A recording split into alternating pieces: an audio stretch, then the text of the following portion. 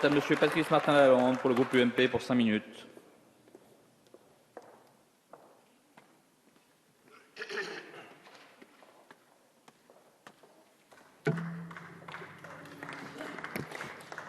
Monsieur le Président, Madame la Ministre, chers collègues, si l'examen de la proposition de loi, je cite, relative à la sobriété, à la transparence, à l'information et à la concertation en matière d'exposition aux ondes électromagnétiques se limitait à ce seul titre, elle recueillerait ici une très belle unanimité, je n'en doute pas.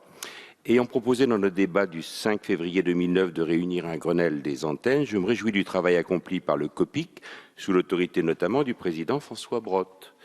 Comme le rappelait le Conseil économique et social et environnemental dans un récent rapport sur le principe de précaution, je cite, « Un constat s'impose, le principe de précaution est souvent évoqué à tout propos et hors de propos.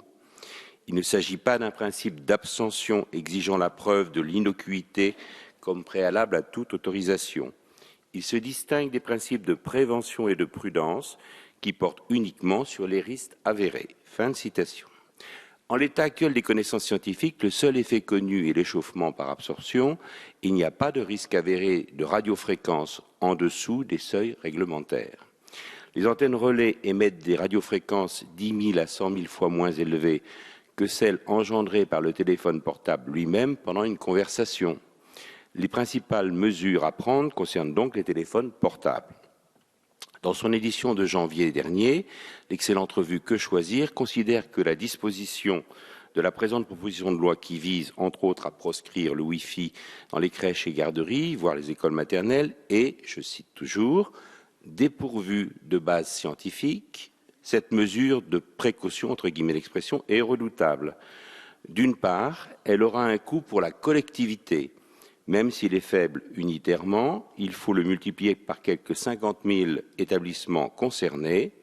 Ensuite, je cite toujours, l'interdiction du Wi-Fi dans les structures d'accueil de la petite enfance peut générer la psychose. Pourquoi une précaution s'il n'y a aucun risque ? Fin de citation. On ne peut être que d'accord avec la généralisation de certaines pratiques, de certaines bonnes pratiques, même si la loi n'était absolument pas nécessaire pour le faire. Mais ce qui est grave et inacceptable, comme le rappelaient d'autres orateurs et Bernard Accoyer récemment, c'est la fausse motivation de cette généralisation. La meilleure manière d'accroître l'acceptabilité des antennes relais ne serait-elle pas d'arrêter de répandre des informations erronées et des peurs irrationnelles au sujet des ondes électromagnétiques ? Je partage ainsi la mise en garde de notre collègue, vice-président de l'Office parlementaire d'évaluation des choix scientifiques et technologiques, Jean-Yves Le Déaut, ici même, l'an dernier, je cite, « Accréditer des risques purement hypothétiques ne peut qu'affaiblir les campagnes contre les risques avérés, discréditer la démarche scientifique, encourager la défiance, provoquer plus de confusion, de rumeurs et d'inquiétudes. » Fin de citation de Jean-Yves Le Déaut, notre vice-président de l'Office parlementaire des choix scientifiques. Mon inquiétude porte sur 3 points principaux. Si l'on veut continuer de bien desservir la population en respectant les normes actuelles, l'affaiblissement de la puissance d'émission ne peut être compensé, chacun le comprendra, que par la multiplication du nombre d'émetteurs ou par l'augmentation de la puissance de réception des terminaux de téléphonie mobile. Or, c'est sur ce dernier point qu'il y a lieu d'être vigilant, au-delà de l'obligation que nous avons votée il y a quelques années de vendre un kit main libre avec tout téléphone portable.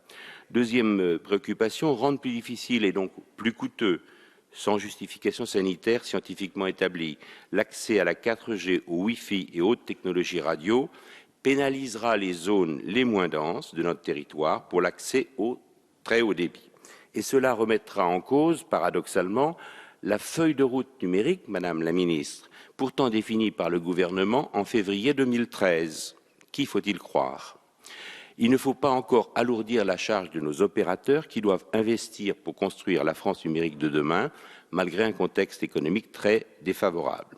Et en conclusion, attention à ne pas envoyer, c'est le cas de le dire, des signaux contradictoires, sans fondement scientifique, en stigmatisant les technologies radio, au moment même où la France veut être en pointe au plan international pour l'informatique dans les nuages, pour l'Internet des objets ou pour le développement de la ville intelligente, dont la maîtrise nécessite des liaisons par ondes radio. Pour éviter ces différents écueils et dépolitiser l'élaboration de la norme sur les antennes relais de téléphonie mobile, je fais la proposition au gouvernement et au Parlement que nous réfléchissions à inscrire dans une prochaine loi le principe suivant lequel toute évolution des dispositions réglementaires ou législatives motivée par la dangerosité sanitaire soit dorénavant subordonnée à une évolution objective des connaissances scientifiques en ce sens. Plus largement, l'application justifiée ou non du principe de précaution dans la législation française mériterait, me semble-t-il, aussi une évaluation après 10 ans d'application. Je vous remercie. Merci, Monsieur Martin Lalande. La discussion générale est close.